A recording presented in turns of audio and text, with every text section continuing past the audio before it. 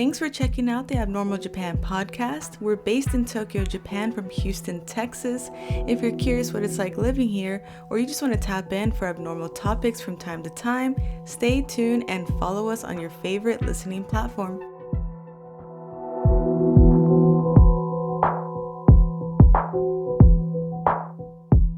Hey everyone, I'm your host Bree. Thanks for tuning in.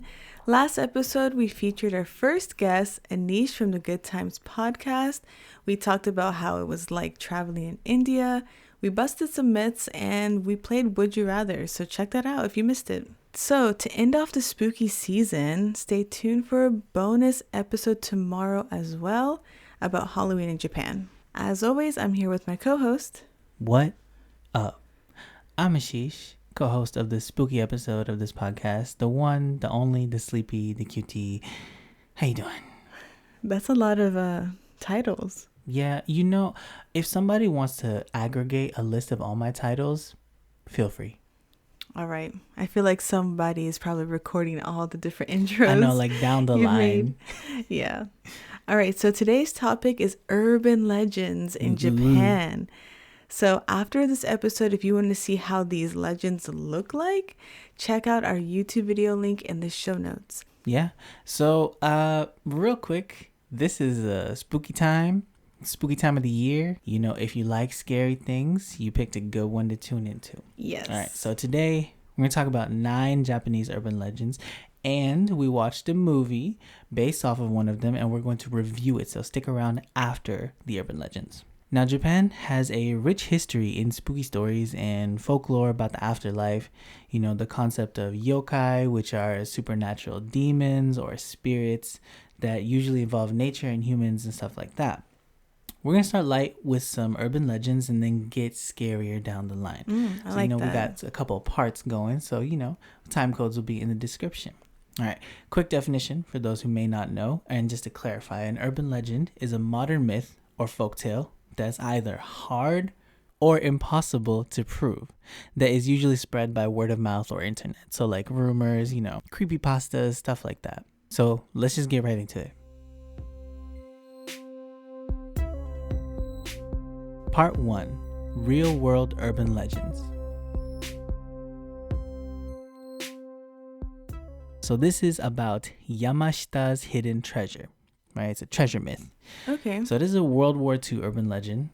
Supposedly, allegedly, the Japanese general Tomoyuki Yamashita looted a bunch of gold, from all over Southeast Asia, and he buried it in hidden caves, so like underground complexes or somewhere in the Philippines. Right, that's the legend. This one's actually really interesting because to this day, people really think they can find it. So in 2013, the gold was a major plot point of an Indonesian horror movie called Dead Mine. Then in 2019, the History Channel, they aired a docuseries in March where some U.S. investigators tried to find the lost gold. This year, March? This year, March, yeah. Oh, now, dang. A lot of people have been very skeptical about this whole thing. Right? So some people say it exists. Some people say it's a myth. Some people say it's in this area. There have been video games and animes that have kind of based their hidden treasure myths off of this myth. But I want to ask you, what do you think? Do you think the myth exists? I mean, I think it's not that far of a stretch to think that it does exist because there's plenty of treasures around the world. Right. And it's actually kind of cool that there's movies and games because that's how deep this myth is. Yeah, it's quite old and quite famous. But in the late 80s and early 90s, there was some commotion in Hawaii. So supposedly a Filipino family found the treasure from some research that they did in the 60s. But one of the former Filipino presidents at the time converted the treasure that they found into their name. So they did find some kind of treasure in Hawaii. I couldn't tell if that was the treasure, but that was the closest thing I could find to somebody having found some kind of thing. So they just found something and was like, this is ours. Right. But apparently the maps that they had used were in the 60s, after the war, that was about that treasure. Oh, maybe they found it, or maybe it's just like a fourth of it, because you know what they That's say, true. never keep your money all in the same place. Right. All right. Yeah. Well, number 2 is a tech focused one. All right. So Okay. you know Sony? Yeah, All right, Sony. everybody knows Sony. So you know how allegedly companies like Apple will tank their phone performance when a new phone is dropped. Yeah. Right. So what that concept is called a planned obsolescence. Basically, the idea is you make a product, it lasts a certain time, and then you drop a new one. But this concept means when you drop a new one, the old one has to be replaced, or it's kind of slow and laggy and stuff like that. And in the early 90s, there was a myth about the tech company Sony having an actual timer built into their devices. A timer, like, for what? Like a countdown timer to where the product would have to be replaced. So there was never any conclusive evidence, because this was before YouTube breakdown videos, you know, where people just like take things apart. Yeah, this myth was mostly in Japan. Sony's Vaio, I think it is VAIO, line of laptops, the TVs, the phones, a lot of their other stuff was really affected by, like, you know, they were affected by planned obsolescence, which is really strange, because even in one of their meetings, like in one of their board meetings, the Sony company, they acknowledge that they are aware of the existence of the Sony timer in popular culture, but they also made a statement saying that we don't make products that are planned to break down. Oh, so they were just like, oh, haha, that's funny that y'all think that, but we Right. don't do it. Exactly. So my question to you, have you heard about this? Like, I know we were on the internet early and young, but like, I must have missed it. I never heard about it. Well, not the Sony timer. No, I've never heard that. I mean, I've heard other things about Sony, but not about a timer. It seems very similar to Apple, just like Japan's version for their own electronic company. Okay, I can see that. So, I mean, I wouldn't be surprised. I just wonder, what does the timer really have to do with it? You know, like, that part's a little weird for me. One of the things that was affected were a line of TVs. They broke down after 1,200 hours. Oh, that's weird. Yeah. So that, again, this is kind of in that vein of like, we don't know, maybe, but like, That's funny though. it is. So Okay. those are some light ones, right? Now Yeah. we're going to get into some curses, Ooh. but like light curses. Okay. All right. So this is the curse of the KFC Colonel. Ooh. Yeah. So Colonel Sanders, you know him? Yeah, I know Japan is obsessed with KFC. Yeah. He has his own visual novel, like a dating sim. Oh. Yeah. Oh, yeah, I did see that.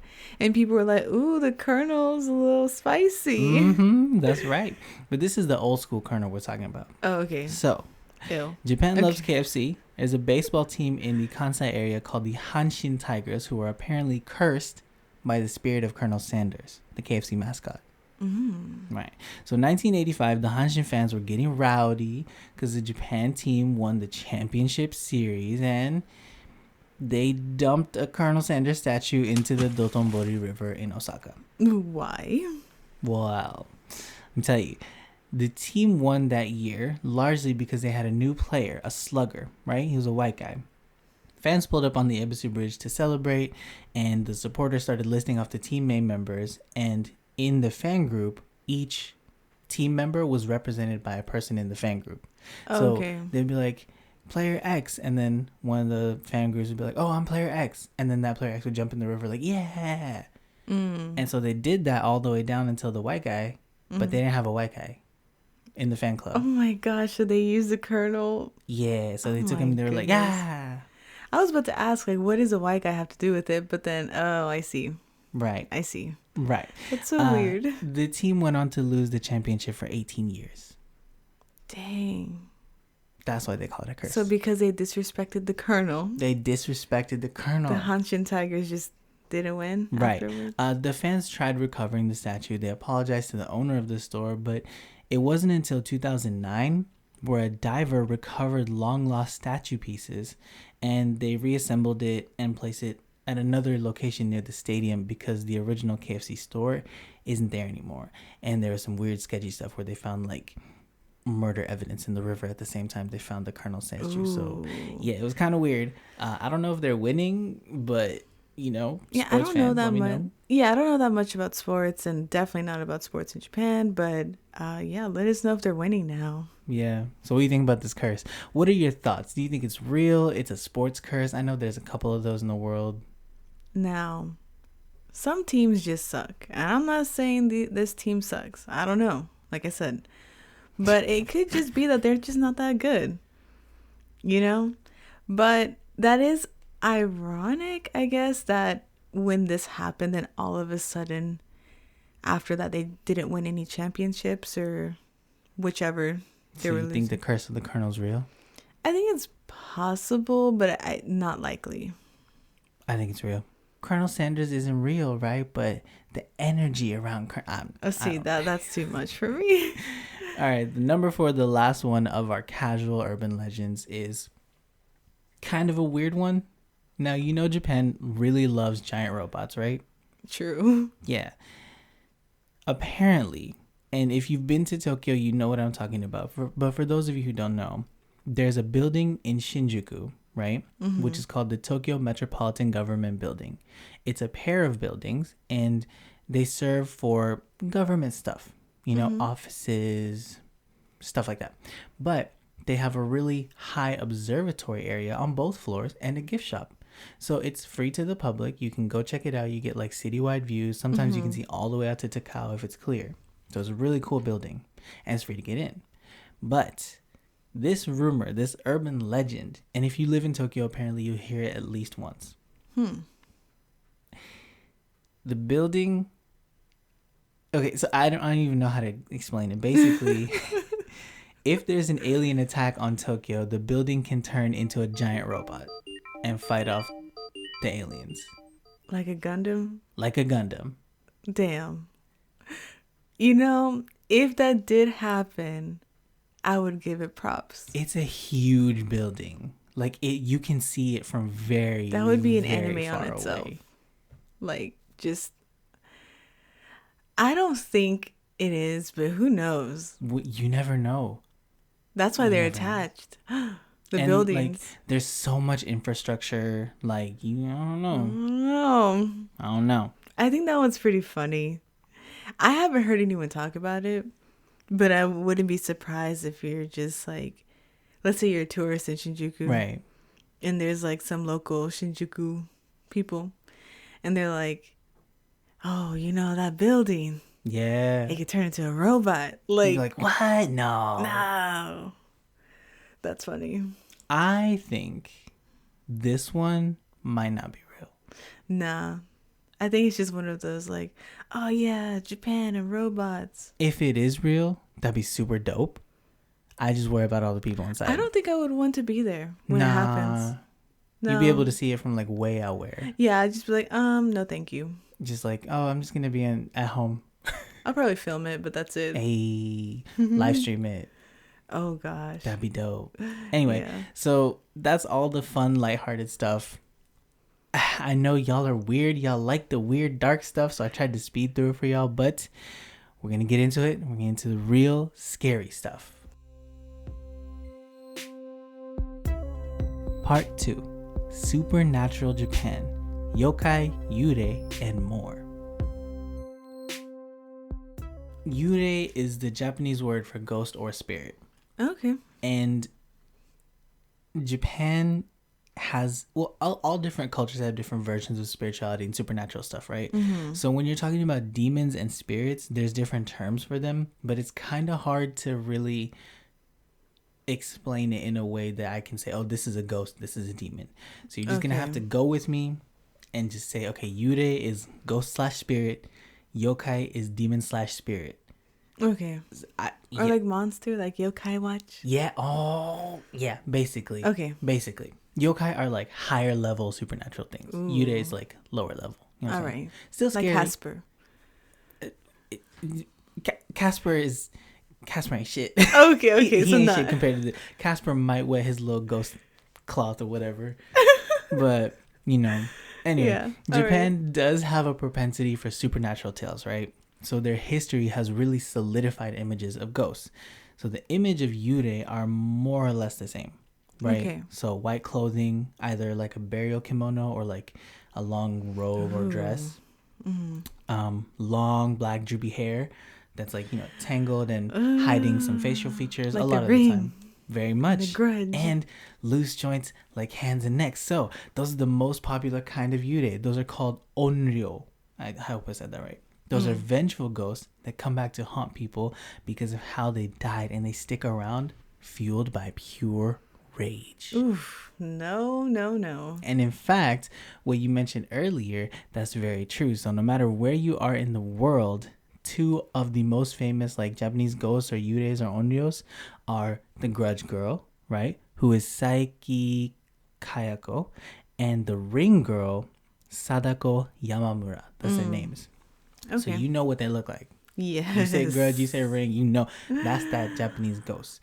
This Yes. was popularized by Kabuki theater, and so that's kind of how the image stuck. Like since that time, it hasn't changed. Yeah, because I associate like Japanese horror movies or ghost stories with those girls because I don't know. Yeah. It's really freaky. And that's the image that kind of came from antiquity through theater and then through, popular media ever since that was a thing. So that's why. And then, yeah, it's like a whole trope, basically. Okay. Now, real quick, I do want to put a content warning for suicide, assaults, and things of that nature, because that's where a lot of these urban legends come from. They're very tragic. Let's get into the little bit scarier ones. Now, number 5 is Hanako-san of the toilet. Ooh, I think I've heard of this. Yeah, this is a toilet ghost. There was one that was about bathtubs that I did not want to look up. I was like, I can live without. No, thank you. That's too close. This is public toilets, not home ghosts. So, Okay. So this one's kind of creepy because this is a yurei that kids in elementary school will be closest to. Now, no one knows where this one comes from, but basically, Hanako-san is a child who was either killed or killed herself in a bathroom, or she died in a bathroom playing hide and seek during World War II. Dang. So like, we're not too sure how she died, but she died in a public bathroom. The legend is a young girl died in a bathroom. Depending on the urban legend you hear, there's different variations. And now she haunts all elementary restrooms. That kind of reminds me of the Harry Potter girl, bathroom girl. What's her Oh my name? God. It's Myrtle. Myrtle. There we go.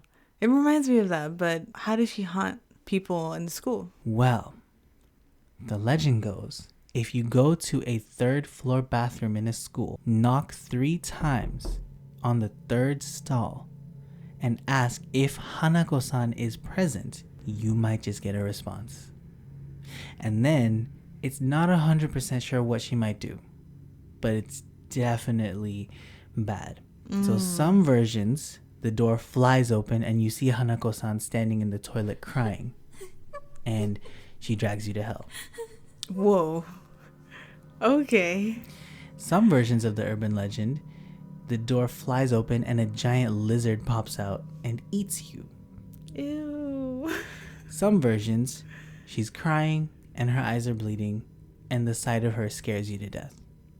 Wow. So you're not going to get away alive, essentially. Yes. Another version states that in an urban legend, a child heard crying in a stall and went to get a teacher, and then the teachers called the police, and the female police officer went in and asked the question, and the female police officer was lacerated cut up to death. Oh my gosh. So it was Hanako-san. Yeah, basically. So Hanako-san is a toilet ghost. All right. That's kind of freaky because, I don't know, like the whole like scary child and, bathrooms. I feel like that would be one of those stories that kids will tell all throughout schools. Right. And it would be like challenges and like, basically, I dare you to do this, kind of like Bloody Mary. That's basically what it is. Yeah. It's Bloody Mary for kids. I did hear like on cable in Japan, they play a TV series of Hanako-san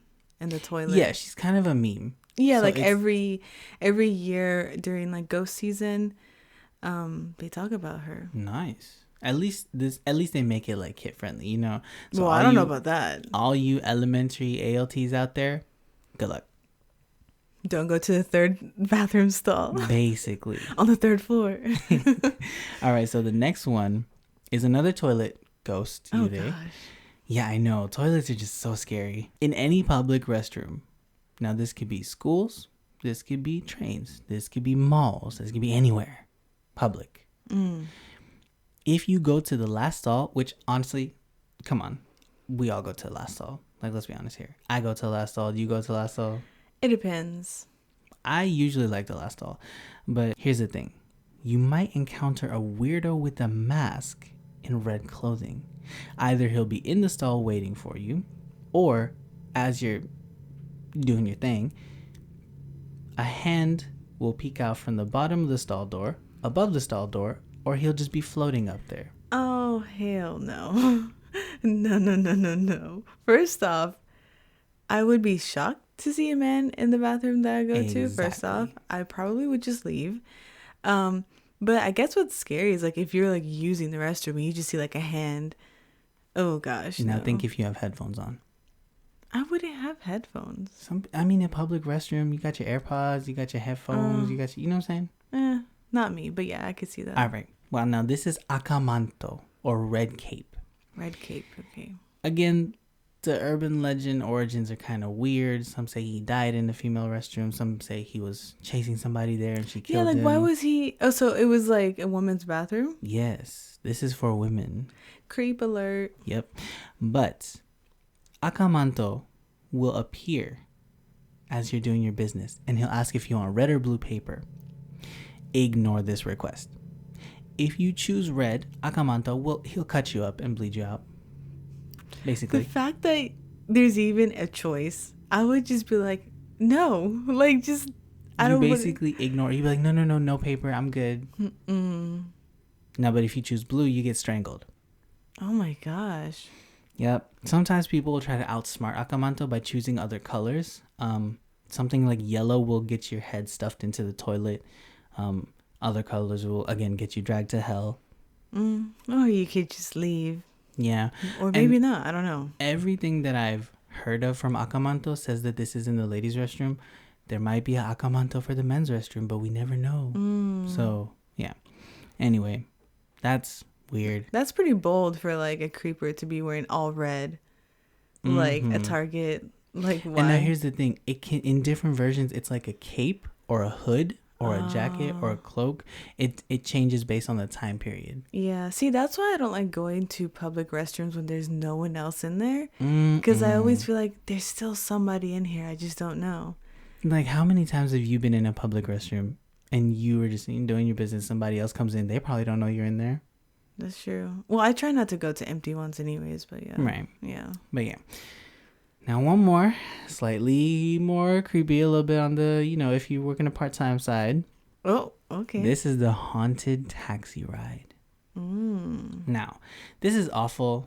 This is why I never want to be a Uber, Lyft, taxi, anything driver. I can't. Bird, whatever. I don't know what they are. I don't think Bird is it. Isn't that like the scooter thing?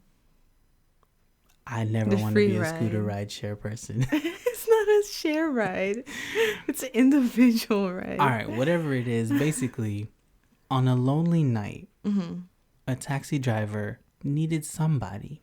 We've been in Shibuya overnight. It's dead. If you got to go somewhere, you got to pay that expensive cab fee, So, man was driving around and he saw somebody. And they kind of just appeared out of nowhere. He's like, oh, perfect. I need a ride. They get in the car. The driver asked where they had to go. The ride said, oh, well, it's like over here a little bit. I can give you directions, right? This is kind of mysterious, but not in a weird way. They're like, oh, well, maybe it's not an address. Maybe they're going to meet somebody. Maybe they're doing some kind of night work. I don't know. So the driver's like, all right, well, tell me where to go. And goes left to right. And then it's kind of weird because the driver's like, I'm a driver, I know these streets, but I don't think there's anything out here. And the ride is like, no, it's fine. Like, it's just a little bit ahead. couple lefts, couple rights, maybe pull around a corner, and all of a sudden you're no longer in the city. Ooh. You're in the countryside. You've pulled out of the suburban area.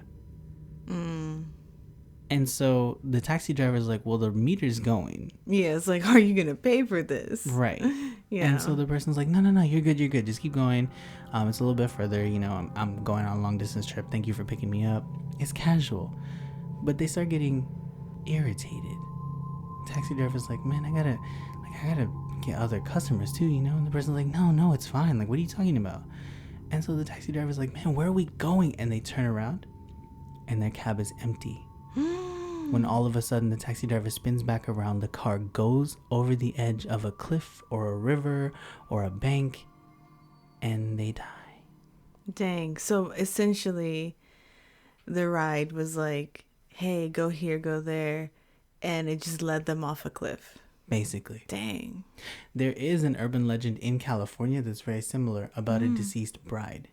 If you're driving in the middle of the night, some city, I don't remember where, it'll just be a quick tangent. If you see a bride on the side of the road, don't pick her up, because she will always give people the same instructions to go to a certain apartment and drop them off and give you an invitation to the wedding, which is the next day. You pull up the next day, the family is like, oh, did she give you an invitation? She died like a whole bunch of years ago, and this continuously happens. Ooh, that's My weird. mom heard about it. She told me about it. I was like, oh my God. I mean, at least nothing happens to you, right? No, but it's hella creepy that you just picked up a dead girl. Like, literally, she's a ghost. I mean, I'd rather that than fall off a cliff. Like, that's a good point. This haunted taxi ghost seems a little vengeful. True. And nobody knows if it's a yokai or a yurei. Nobody knows. I don't know. Maybe they're just mischievous. Is there a mischievous type of ghost? Yes, but I don't know what it's called. Oh, okay. Because I feel like they're just messing with this taxi driver. Potentially to his or her or their death. Whatever. But yeah, that's level 1 scary. That is kind of freaky because, like, I've always wondered how public drivers, like Ubers and taxi drivers, felt like when they pick up random people. Oh, yeah. Because you never know who you're picking up. Oh, yeah. I would love to hear Uber horror stories from the driver's perspective. Oh, gosh. Yeah, because I see a lot of, like, horror stories from the ride perspective, which, like, to be fair, some drivers are very, like, horrible and bad things happen. So yeah, I mean, bad things can happen either way. But that was level 1 scary. Are you ready for the part 3?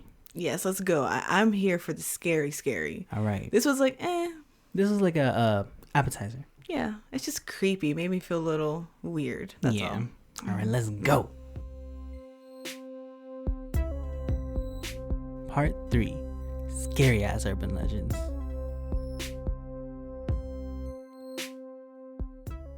All right, now, one of the scariest urban legends is coming up. We may have had an encounter with her, but that's for later. So, number 8, Teke Teke. Okay, before you get started, I've heard some about this person. Okay. And just the idea of it freaks me out, so let's go. All right, now this is definitely an onryo, vengeful spirit. Some people think that there's 2 versions of this Yurei, but some people think it's the same one. There's no real confirmation. We're going to talk about both. So version 1, the first version of the urban legend goes like this. There was a girl who was trying to get past a train crossing before the trains came through. She fell on the tracks and she wasn't able to get up in time. Now, depending on which version of this you hear, she's an older woman, she's a younger woman, she's a young girl. It's basically a vengeful feminine spirit. Okay. She fell down on the tracks before she could get across the train crossing. We don't know why she was running. Maybe she was trying to get home. Maybe she's trying to meet someone. We don't know. All we know is she didn't make it across the train crossing. And sometimes this happens, when you're going, you're like, oh, it's coming down, I can make it. And you make it and it just closes, She tripped and she couldn't get up. Her foot was stuck and the train basically sliced her in half. Oof. Right. So if you see a girl on the other side of the train tracks running to cross it, and you're at the crossing, just keep moving, find another spot. Because if you stand by there and the trains roll by, you might encounter Teke Teke, the vengeful spirit of the girl who was split in half. The torso of the girl, right? She'll either be standing there floating midair, or she will be standing on her hands. Oh, no. And she will chase you. If she's floating, she will fall and crawl or hop on her hands and chase you. And the noise of her elbows and arms dragging across the concrete. That's why it's Teke Teke. I see. Okay, that one is a little weird because it's very visual. Yes. Like I saw it. Like when you said like chasing you with her hands and her arms. Oh gosh. Ugh. Yep. That's creepy. If she catches you, you will be ripped in half just like her. Dang. So she powerful. Yeah, basically. I mean, she carrying like half of her body weight. I on know, her right? hands. Like, oh wow. But yeah, that's version 1. If you see a girl running at you, she's like, "Oh no, I'm trying to make it at the crossing." Get another crossing. Just keep walking. Yeah. That's so weird. I did hear that like ghosts are often portrayed as like half floating bodies in Japan. Like there's a lot of yurei that look like that. Right. And I think it's because they're like not tied to this world. Yeah, and it's like supposed to like display that they're different from an alive human being. For sure. Now, maybe this is just me as a personal tick. Y'all get a little peek behind the curtain of my mind. I like shoes a lot. Now, if I look at somebody and they ain't got no feet, I don't know what I would do. Like in a ghost sense, not like they just don't have feet. If they don't have feet, they're ghosts. That's not true. Some people, Well, no, I'm not talking about like prosthetics feet. or something. Like I'm talking about like straight up somebody standing and it's like there's a mask and ain't no feet there. Yeah. I would just be like, we need to go. But that's version 1. Okay, so version what's number the second 2? one? In my opinion, this is the sadder version. Oh, okay. And also the scarier one. Oh god, this was so weird to research. Okay. A girl named Kashima Reiko, who lived in Hokkaido, was a young woman. One night, she was being hassled and running away from a group of men. Now, when I say hassled, you can assume what I mean. Yeah. She managed to get away from them, but she couldn't escape them enough. They caught up to her, and they beat the pulp out of her, basically. Damn. Okay. Yep. They left her to basically figure it out. Went on their way. Once they left, she was crawling around asking for help. Nobody could help her, and on her crawling, she was crossing train tracks and couldn't leave. And then the trains ran over her. Apparently, this part doesn't make sense to me. She's supposed to haunt bathroom stalls in public schools or public areas. And I think this might be because in my mind she's running away from people at the station. Oh, okay. So she might have not made it far from the station. That's really like brutal. Now this version of Teke Teke is more mobile, not just on any train line. This version of Teke Teke gets around. And I don't mean like that. I mean she gets around like all over. She's looking for her legs, basically. So if you're in a restroom and you hear someone asking you, "Oh, do you know where my legs are?" Ignore that. Caps lock, ignore that. First off, that's just a weird question. I'd be like, your legs? And again, if you don't know Japanese that well, you might be like, "I'm sorry, what?" Nah. If somebody trying to talk to you in the stall, nope. Yeah, that is kind of weird. Because if you answer at all, like, "Oh, I don't know," or you tell her to go away, she will appear, she will crawl over the stall with her legless ass, and she will ask you, "Where are my legs?" Invasion of my privacy. Yes. The only right answer, if you have engaged, the only right answer, and remember this, y'all, I hope my pronunciation's right. The only right answer is on the Meishin Expressway. That's where her legs are. On the Meishin Expressway. Interesting. That's where Kashimareko was. Yeah. Right. So if you tell her that, then she's like, oh, okay. And then she crawls away. No. Oh, what happens? If you tell her on the Meishin Expressway, she'll ask you, who told you that? Oh, no. So she's trying to have a conversation? The right answer to that question, the only right answer, is Kashimareko. Which is her. Right. But then she'll ask you, what's my name? The only right answer is just Kashima. Just Kashima. Is that her last name? Because Ka, mask, she, death, ma, demon. The masked demon of death. Oh. If you say Kashimareko, she'll Teke Teke you. I will say the second one's a little bit scarier because there's like so much more involved. Mm-hmm. I feel like the first one you can possibly, one, avoid it if you see her, but two, you could probably outrun her maybe. But the second one, there's too much involved. If somebody's asking you where their legs are in the restroom, just ignore it. I noticed there's a lot of stories about public restrooms. Well, because there's a lot. Yeah. I will say some of the restrooms that do creep me out in Japan are the ones that are in parks. Because, like, they're always... Okay, first off, they're not used that often. Right. They're kind of like abandoned-ish. Yeah, and usually men use them because, you know, it's right. just There's quick a and whole easy, biological whatever. Yeah. But it's always like dark. There's no lights or anything. And I remember I forgot which park it was, but it was all like squat toilets. And I was like, not my style. But like, it was just eerie in there. And I don't know.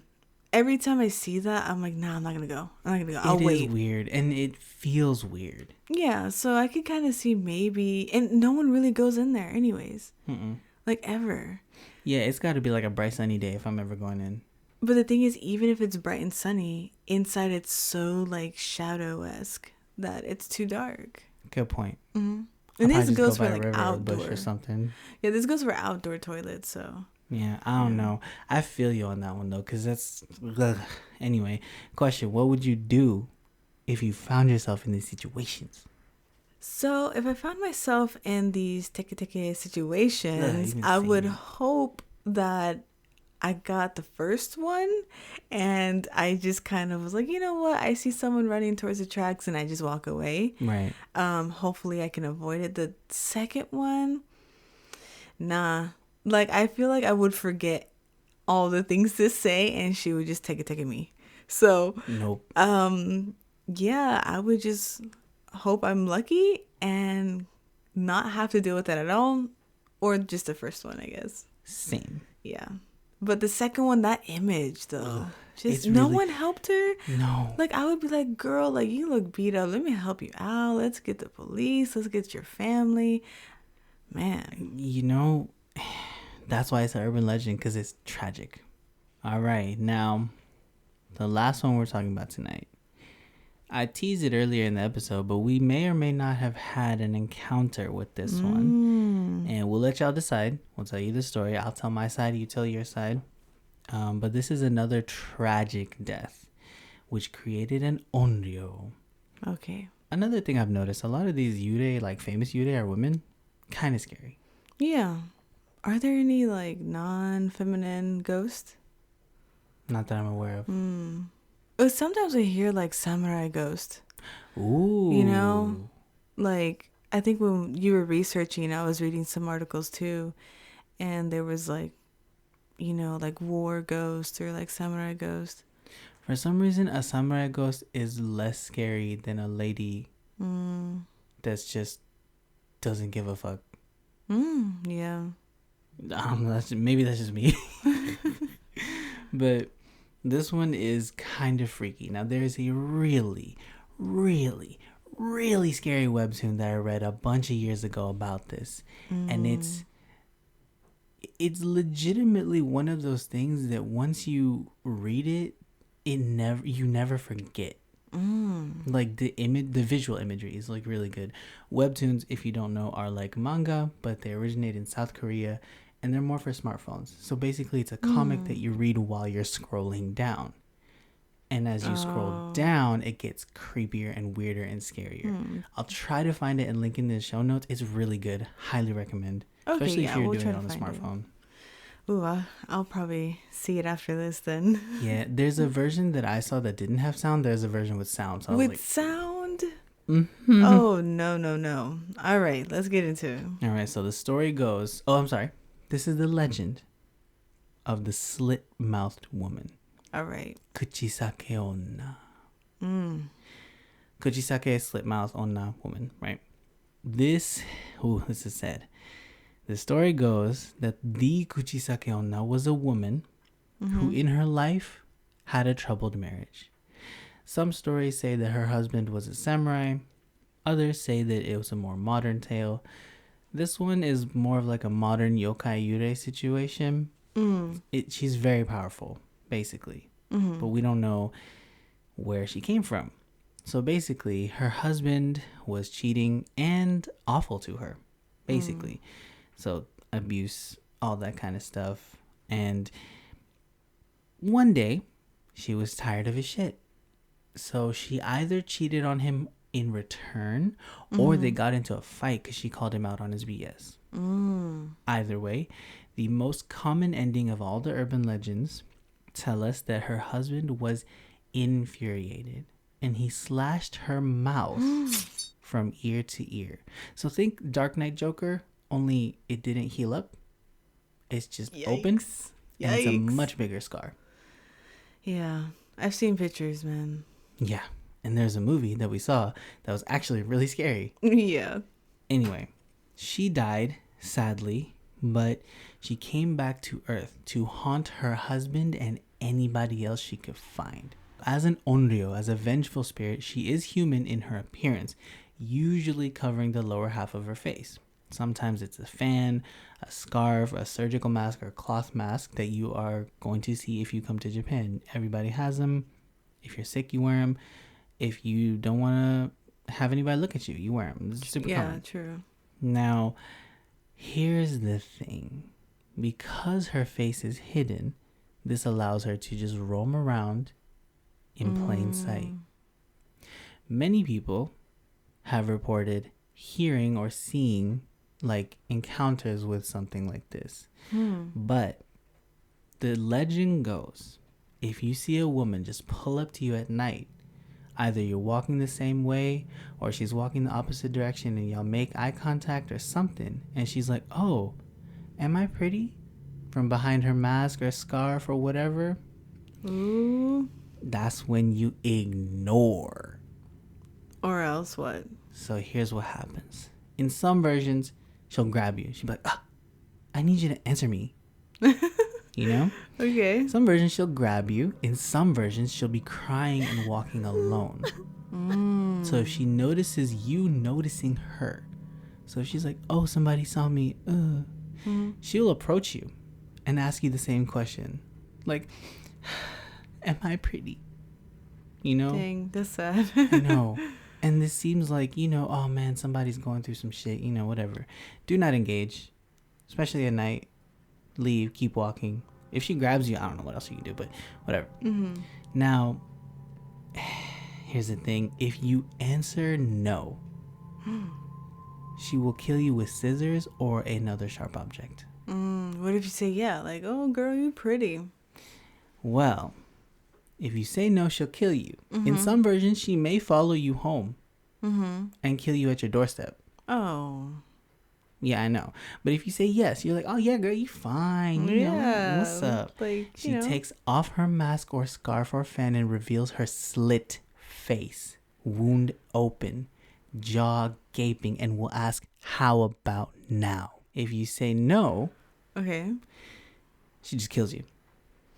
Understandably, I guess. If you say yes, she cuts your mouth to match hers. Oh, so she's like, oh, if you really think I'm pretty, here you go. We're twins. Exactly. Oh, gosh. Yes, the only right answer, first of all, ignore. But if you get caught up in this conversation, the only right answer to ignore her questions. If you happen to get caught, describe her appearance as average. Or so-so. Oh, that's it? Yeah, because this will confuse her. Like, what? And then get the run. But what if she just chases you? Like, Teke Teke. Now, here's the thing. If you say her appearance is average, even despite the mask thing, she'll be like, wait, what's going on? It's kind of like you stunned her a little bit. Oh, okay. You know what I'm saying? Distraction. Yeah, you run. In some versions, some people just give her money or throw hard candies at her. Bekko ame. Oh, maybe kids. I don't know. Kids be with that candy over here. But basically, somehow get away. This is the story of Kuchisake Onna. That sucks though, because okay, so how you mentioned how we may have encountered Kuchisake Onna. You want to talk about it? Yes, let's talk about Let's go. Because if someone's crying, it depends on the kind of person you are. Some people are more inclined to help. They're like, hey, are you all right? So that sucks, because if you're that kind of person, Right. you're going to get trapped, you know? But if you just ignore, you're safe. But I don't know. So one night, we were walking home from a train station. Right. It was late at night, and it was actually a pretty far away station. But because it's two of us, we were like, oh, we'll be fine. We'll be safe. Right. And the walk is not terrible. It's all flat, you know? Yeah, it's We've all done flat. it before. Nothing out of the ordinary. But the only thing was, I remember it was later than usual. Because we were coming back from it was an evening out, you know? Yeah, it was like closer to midnight. Normally, if we're walking that far from a station, it's like 8 or 9 p.m. Right, we can catch a bus. Ain't no bus at that time. Yeah, exactly. We normally catch a bus. But this time we're like, let's just walk. It's fine. We know the neighborhood by now. I think this happened our first year. It did. Yeah. Oh, God, that makes it even worse. So on the way home, there's like a long stretch of road. And it's like close to the train line, but it's also part of the neighborhood. Right. And it's like a long stretch. So you're just walking straight for a while. Yeah, it's well lit. It's nice. You know, it's a neighborhood. It's chill. Yeah, so we're just walking, and then I guess we didn't notice this person who was in front of us. It was a lady, and we were like, oh, okay, someone else is on the road. Right, somebody walking home from work or something. Yeah, and we were probably like in conversation. You know, we're always talking shit. So we probably didn't notice that there was some lady in front of us, and she was a good distance. But then, like, as we were like talking, I kind of heard her crying. Right. And I remember you said something. You're like, oh my God, I think she's crying. I was like, oh my God, I think she's crying. Yeah. And I was like, what do we do? And then you're like, I don't know. And then we like heard her even more. Like she was crying. I remember. And what's weird is like, okay, so that was from my perspective. I remember walking down the road, right? Yeah. Like everything was normal. Chill ass night. I remember we saw her, but I remember specifically being caught off guard because we were coming from the train station. We didn't see anybody walking ahead of us. Yeah. Like, there was barely anybody at the station. So it was us and like a couple other people. They got some taxis. So I don't remember seeing her at the train station. That means she was either walking ahead of us or she just appeared. Yeah. That's what was weird, is because we didn't see her. Right. And like, we don't walk that fast, y'all. Like, we're pretty chill. We got that Texas pace, you know. I know. Chill. Just slow walk. Anyways. So then you were like, oh, no, I remember this story about the lady. And I was like, I'll tell you later. Just ignore. Yeah, and I was like, what? But like, if she's crying, but then I was like, man, we're also foreigners, so I don't want to approach like, you know, a Japanese lady at night and scare her, you know? Right. So I was like, well, let's just see how she's doing. Now, the part that freaked me out is that some dude started walking towards us, right on the other side of the road where she was at. Right, he was probably trying to get somewhere, you know. Whatever. Yeah. And the thing is, he was walking very close to where she would be like incoming towards him, but just enough to where he wouldn't bump into her. And normally when you're like coming across somebody, you kind of look at them, or you're like, oh, excuse me. Something. He just kept walking like as if no one was there. Some kind of something. Yeah, so, and that's kind of weird because in Japan, most people aren't that close. They like to keep their distance a little bit. And especially with like the whole binary genders, they're like, oh, let me like scoot over. Like, I don't want to bother her. Because it's also late at night. And he just kept walking as if she never even existed. That's what freaked me out because I was like, dude, you're so close to her that I thought he was going to bump into her. But he like just barely made it. Right, like she moved and he moved a little bit. Like it was weird. And he had headphones on too. That was kind of, Yeah, he didn't even acknowledge her or anything. So I was like, he wasn't looking at his phone. He looked at us, but just kind of kept looking, which was like, okay, we're real, duh. Yeah. But like, he didn't look at her at all. Yeah, and so I was like, ooh, that's kind of weird because that could be like a ghost. But then I was like, nah, I see her. You know, she looked very physical, like, you know, looked like a physical person. And the thing is, she was crying, so at most, maybe he didn't want to look at her. But if she was crying, you might want to get away from somebody who's crying. You know, that's like, at least I've seen that. So yeah, you know, it was just all around weird. I don't know. So, I was like, okay, fine. We won't say anything. I felt bad. No offense. Like, I really did feel bad because like, I understand. I did too. You know, but at that time, I really didn't know any Japanese. So it's not like I could have said anything. But it was weird that her crying was like, it seemed like it was on a loop. Like, it didn't seem like irregular crying. It sounded like the same crying loop. And I was like, that's kind of weird. That's weird. Yeah. It was like if she was trying to get our attention or something. And I will say I did look back at her because I just wanted to make sure, like, if she was trying to get some help.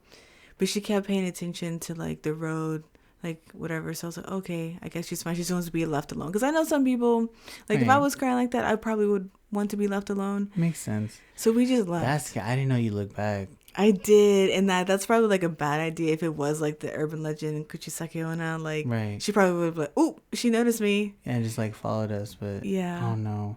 What I remember from that night is, like you said, we walked up. We were on the other side of the like street, basically. Yeah. Like a back road or whatever.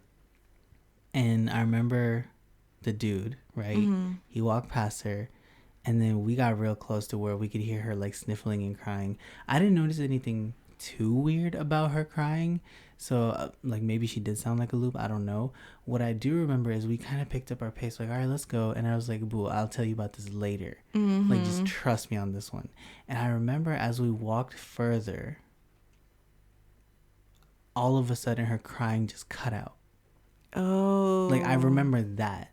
Like maybe we were out of earshot because we did kind of round a corner or whatever, but like I remember I was like, nah, just keep going. And I remember keeping an ear out for footsteps or anything like that, and it just wasn't there. Yeah, and she wasn't following us after that. Yeah, because we passed her. So yeah, that night was really freaky. And like after you told me that story, I was like, whoa. I remember I told you when we got home, I was like, boo, this is a thing, and I was scared because she was crying, and I didn't want to be like, oh, daijoubu, and then she like kills us, basically. Yeah. What?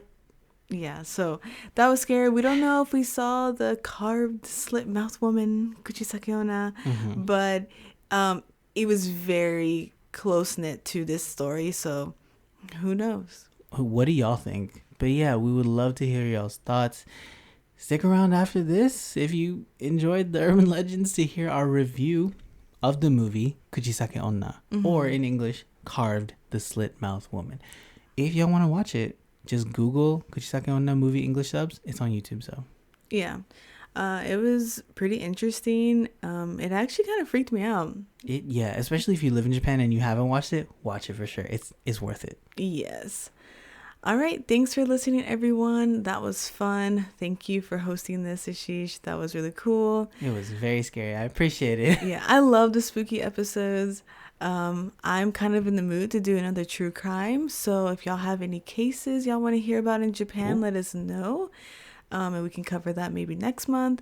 Hope y'all enjoyed this spooky episode. Let us know which was the scariest urban legend to you. And yeah, share your comments on our episode 18 Instagram post at Abnormal Japan. And yeah, check out our YouTube video about these legends because we want to visualize them for you if you want the extra spookiness. Right, as if they weren't scary enough already. Yeah, some of these I do want to see how they look like though. So all right. Yeah. And yeah, link to that will be in the show notes as always. And we also have some movie reactions and reviews of recent Netflix horror movies. They're kind of a bust this month and this year, but I know, I'm a little disappointed. Yeah, but if you want to see us react, we reacted to In the Tall Grass, Fractured, and some more. So subscribe to Abnormal Japan to stay notified of new videos. And if you want to stay tuned for Halloween in Japan and see how that's like over here, tomorrow we have a bonus podcast episode. Yeah, that time Bree will be doing it. I'm tired of reporting, y'all. I hope y'all love it. I love it too, but Bree, you gotta take over, all right? You gotta take it back. Take it back. All right.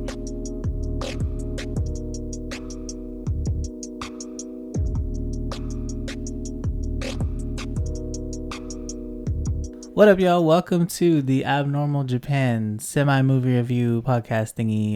Happy Halloween, all that good stuff, right? Yes. So I hope y'all enjoyed the urban legends that were going on. We actually saw a movie based off of the urban legend Kuchisake Onna. That was the title of the movie in Japanese. In English, it was called Carved, the Slit-Mouthed Woman. So if you know the urban legend and you got this far, we're about to go into this movie from 2007. And basically what happens is it's kind of an origin story. Would you say it's like a semi-origin, kind of dramatization? I don't know. How would you describe this movie? It seems like just a visual version of a legend story. It was actually really intense. It was actually kind of freaky. I kind of get freaked out by movies that are kind of old.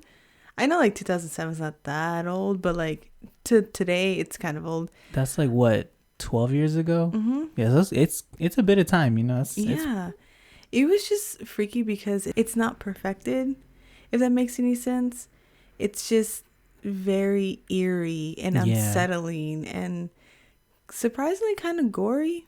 Yeah, there was a lot of strange practical effects, and there wasn't a lot of horror stuff going on. It was a lot of like storytelling and like suspense building. I feel like that really worked to its advantage. So we're gonna do a real quick plot overview just so y'all get an idea. So in this little town, there's rumors of like the Kuchisake Onna, or like the lady with the cut up face, right? Mm-hmm.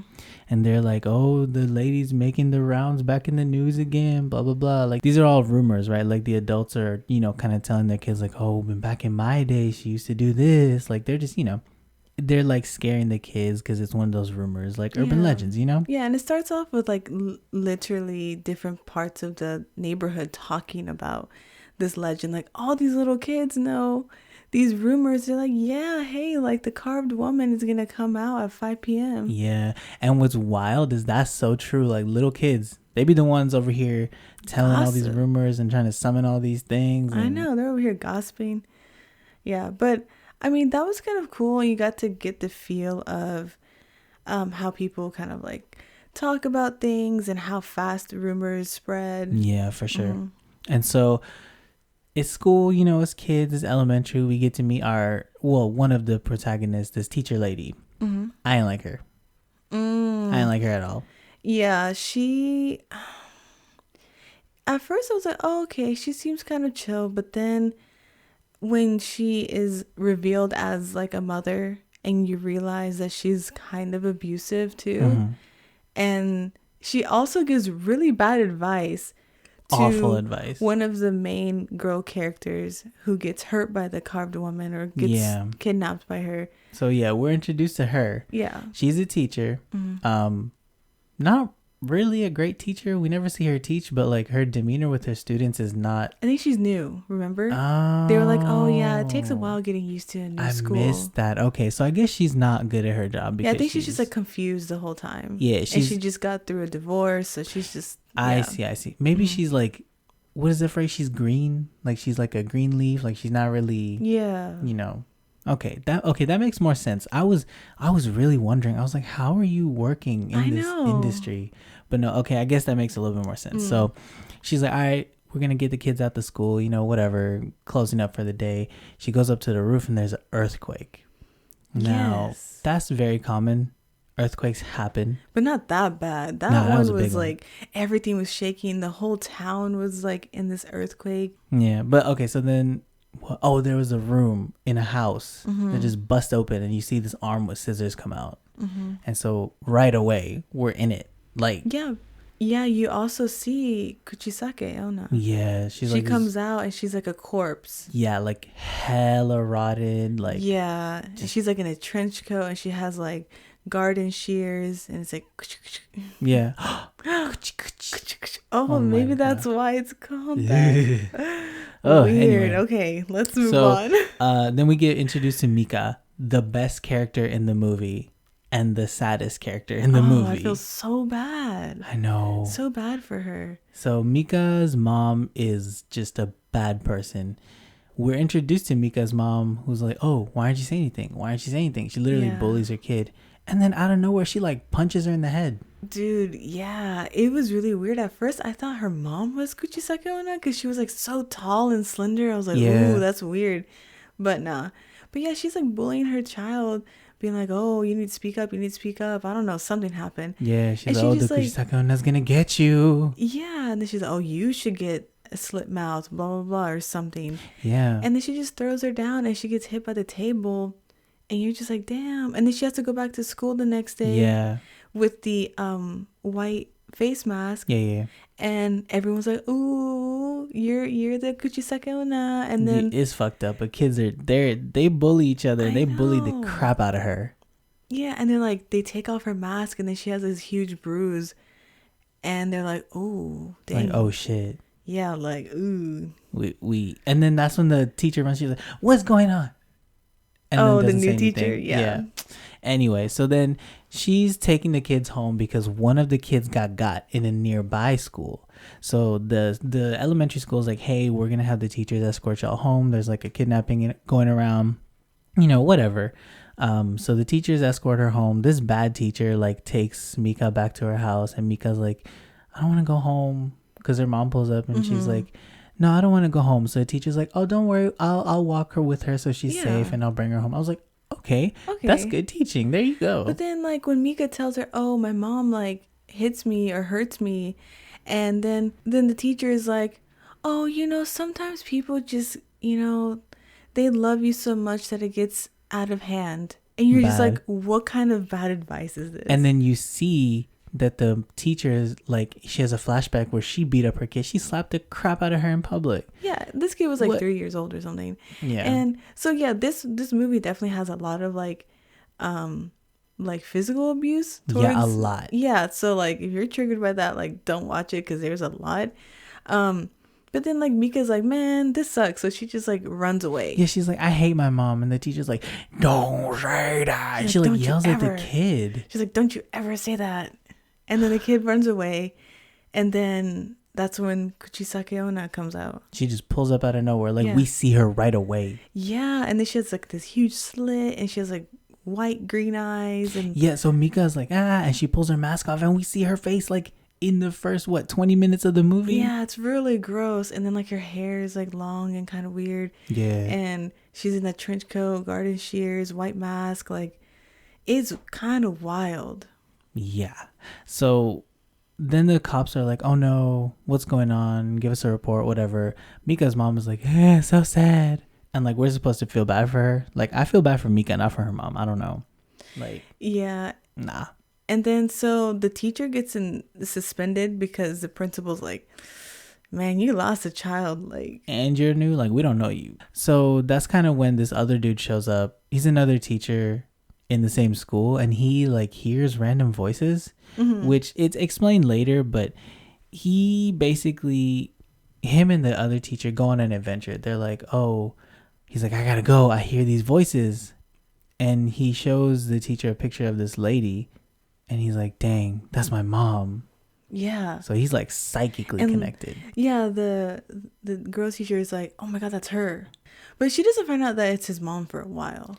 Oh, right. She's like, who is this person in this picture? Why do you have this picture? And why do you hear voices? And then so they kind of, the whole movie is like them going around in his car going towards these voices. Right, and trying to help people. They save one Yeah. of their kids who's like, oh, I'm gonna take notes and blah blah blah blah blah. Right, he's a smart little kid. Yeah, he took notes of this whole case because, like, I guess it was all over the news.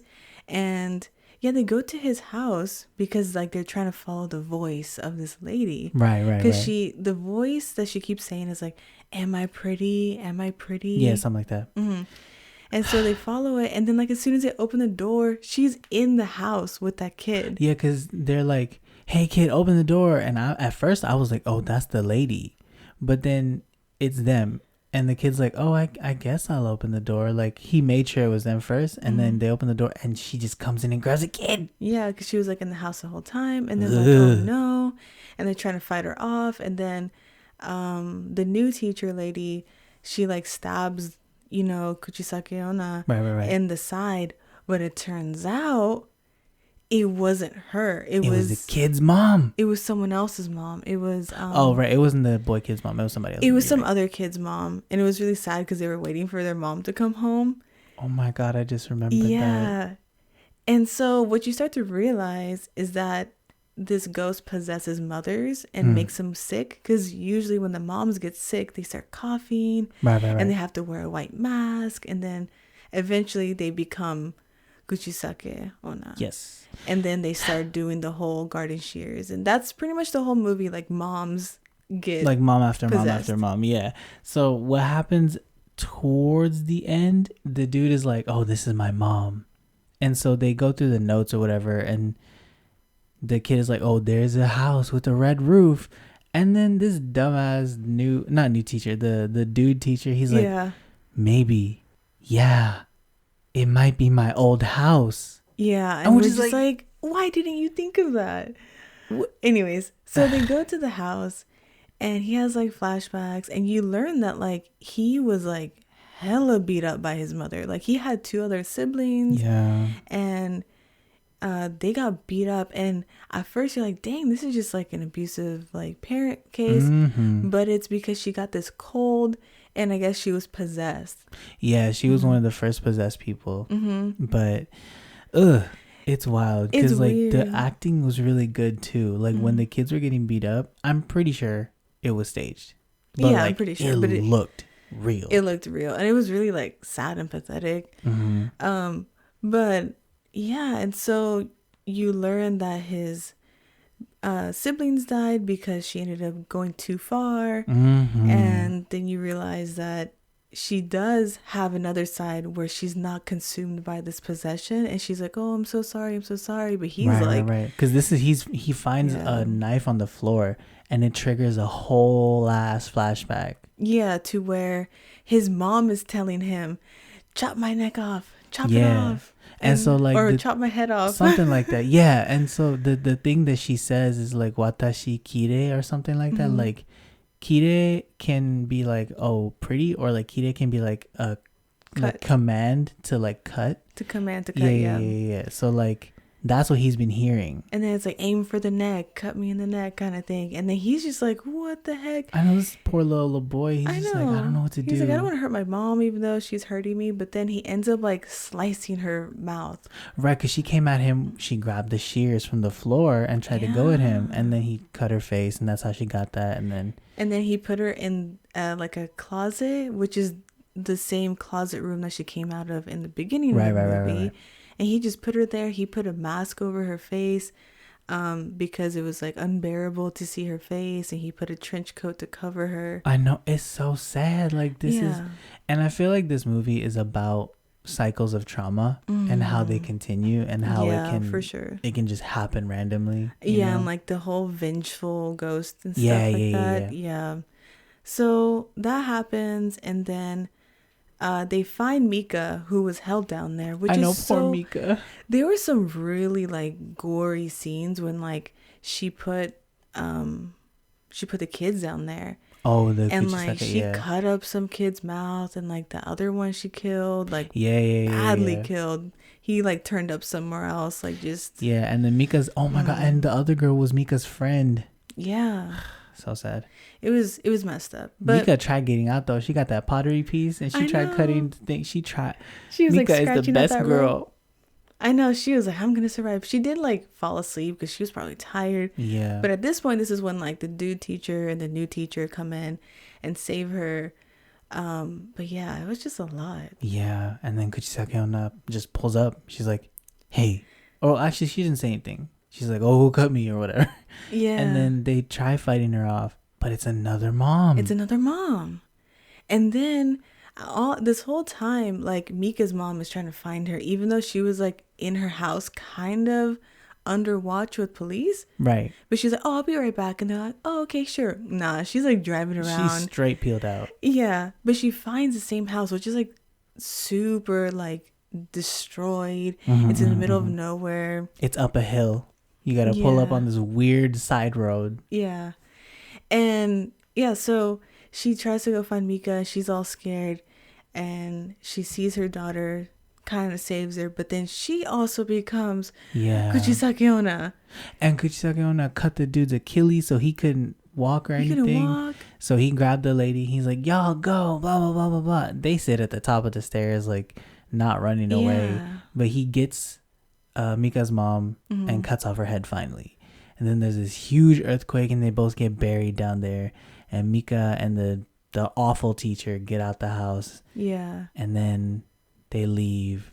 But then it turns out that Mika's mom's head turns back into Mika's mom's head.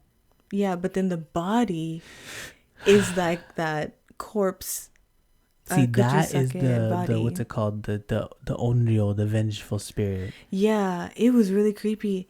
But then like the head came back. It was just like staring, creepy. Like side-eyeing the son, the guy teacher, and it was so creepy. Like visually, it was disturbing. I feel like because there was no like CG much, it was like you could tell they like made that mask. It was so creepy.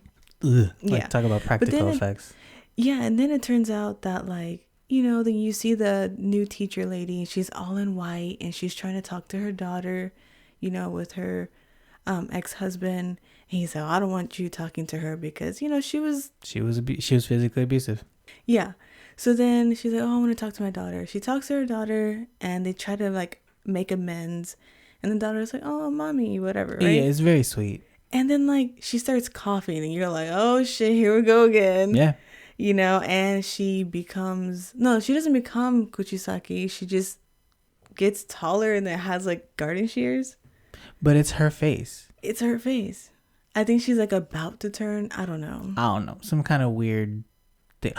Maybe because the mom, like, I guess they put her to rest, maybe. But then why does she have the garden shears? I don't know. It's a weird ending. Yeah. Anyway, so what, like, based off of this movie, right, what stuck out to you now that you live in Japan? You know, like, because to me, the thing that I took mainly from it is that, like, the setting, specifically the setting for me was very creepy because it was a little too close to home. A little too close. Yeah, you're right. Because everything that we saw, I've seen, and we walk around like environments like that. And this was shot in like 2006, 2007, so it's not too long ago. So and Japan hasn't really changed. Like their main buildings and apartment styles hasn't really changed. And the cars, they're basically the same. So it was really creepy. It was very like relatable in the sense of like, oh yeah, that's how elementary students look like. That's how teachers generally look like. That's how schools look like. And so it was just very familiar. Yeah, real creepy, especially because, you know, it wasn't very urban. Like the one thing I remember, we watched like The Ring or something like that, or no, maybe it was The Grudge. I don't remember, but like that was a little bit city-esque. You know what I'm saying? Like that was more city stuff. This was like suburbs, like not in the city, not near any kind of big train stations, none of that. It was like, ooh. Yeah, like day in the life, residential type of Japan. Like small restaurants and like post offices and stuff. That was creepy. Anyway, setting, it kind of set me off a little bit. What did you think about like the behaviors of mostly the adults. What did you think about that? Not surprising. Because they all kind of had bad advice, or they were just kind of nonchalant, or it was just very typical behavior here. Okay. And I could see how they didn't really trust the kids in this movie, which is still very apparent in this society anyways, you know. So yeah, that was pretty the same. Okay. Yeah, I think to me it was the behavior of the authority figures was the most interesting because Oh, they okay. were the least involved, but also the most what is it called? Like they wanted the most information. They were like trying to do something, but they weren't involved in the situation at all. Like they didn't send somebody with Mika's mom, just make sure she don't run away. Yeah. They barely checked them when they got stopped at the street. Like they didn't do anything. Yeah. You know what I mean? But they still demanded the most. Yeah, it was interesting, and maybe that's how the police force was back then. I feel like nowadays they'd be a little bit more involved. Hopefully, yeah. Hopefully, because it was just like, okay, you're just gonna let them go. Yeah. Yeah. All right. So, was the horror good? Like, did it stand up? What'd you like? What'd you dislike? I would say yeah. Unless you're into a lot of jump scares or like CGI, then you're not gonna like it. But if you kind of like that gritty old style horror where it's a lot of suspense, like the suspense builds up and it actually kind of freaks you out. You're like, oh man, like you expect a jump scare because of how horror movies are like now, but it's just so unsettling. Yeah. Like, I remember, especially in the climax, we were really like kind of gripping each other. Like, where is the jump scare? Like, because the jump scare, it provides that release. You know what I'm saying? Yeah. Like, they didn't have that for a long time. It was a lot slower. And I think, I don't know. I like that. Yeah, I'd say it stood up and I liked it. I mean, it's not like, oh my gosh, like super amazing, but it's actually pretty freaky. Yeah, I would say it's better than most horror movies nowadays. Just because of the imagery was really unique. That's something I liked. The imagery was like very specific. It was tailored for the movie. It was direct. It got the message across. Because sometimes like there's really generic scary stuff that uses jump scares or stuff like that. I really like the sound design.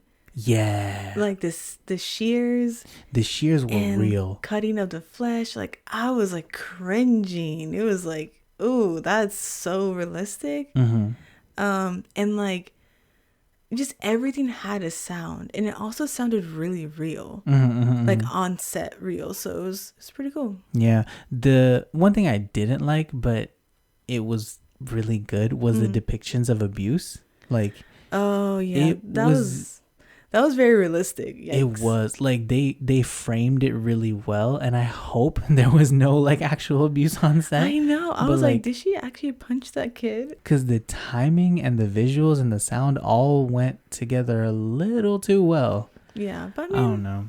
It was interesting. So I want to ask you, What's up? How do you feel about the actual urban legend? Okay, so like we mentioned in part 3 where we talk about it, right? To me, this one is the most unsettling. The movie has a different story from the actual urban legend. So the movie story is different.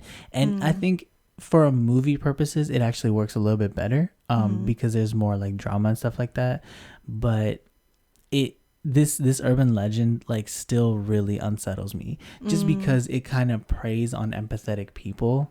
True. So like, yeah, like, horror movies are always about something that's not just a horror, like The Conjuring is about a family that just can't handle their own problems, and so there's demons and stuff. Yeah. Or like Insidious is about what happens when parents aren't good parents or they're not able to protect their child or whatever. This one felt kind of like this one felt like cycles of abuse, even if you don't experience it firsthand, it still exists. It can affect your community. It can affect people you don't expect it to. So in the movie sense, it felt really like purposeful, but the actual urban legend is way scarier than the movie, because like if you just out here and you just hear somebody crying and like they just walk up to you, I would be like, excuse me, yeah, like, go away. Yeah. Oh, some parts of the movie I think you mentioned reminded you of Fatal Frame. It's like a Japanese horror did. game. Like, especially when they went into the abandoned home. Yes. Real scary. So, yeah. Last little portion. Mm-hmm. Would you recommend this to anyone else? Yeah, definitely. If you like horror, check it out. Because lately, movies just don't hit, you know? They're just too predictable. This one, it had some elements of predictability, but at least the suspense kept you engaged. Yeah, I think the characters were a little predictable, but the story wasn't. Yeah. I will say it didn't really make me more freaked out about the urban legend. It was just like a scary movie. The movie was very scary, but yeah, I think the urban legend is still scarier. Yeah, like this didn't make me feel like, oh, let me watch out for some lady in a trench coat, which is kind of weird because it's fall now. So we're going to see a lot of trench coats and white masks in Japan. So that's interesting. Yeah, boy. Because everyone wears those white face masks. Right, and especially if you get sick or to keep your face warm, you know? Yeah. So if you see someone coughing.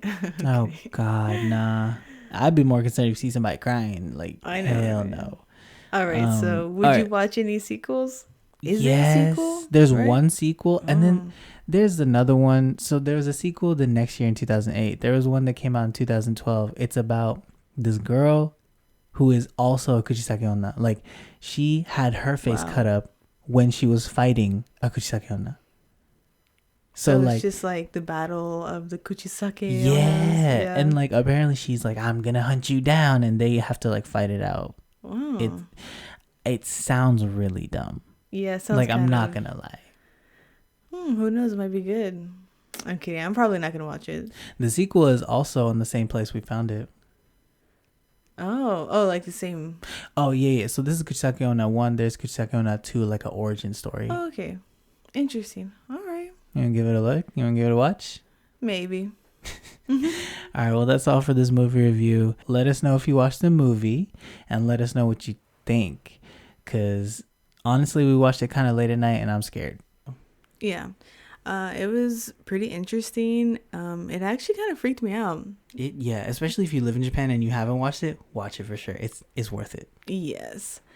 All right. Thanks for listening, everyone. If you want to support the podcast, become a patron on patreon.com/abnormaljapan. Yep. Leave us a review and rating on the app that you're using and follow us on there too. Share your favorite episode on your socials and find us on Instagram, Facebook, and Twitter. Okay, bye everyone. Bye y'all. Happy Halloween. Bye. Ooh.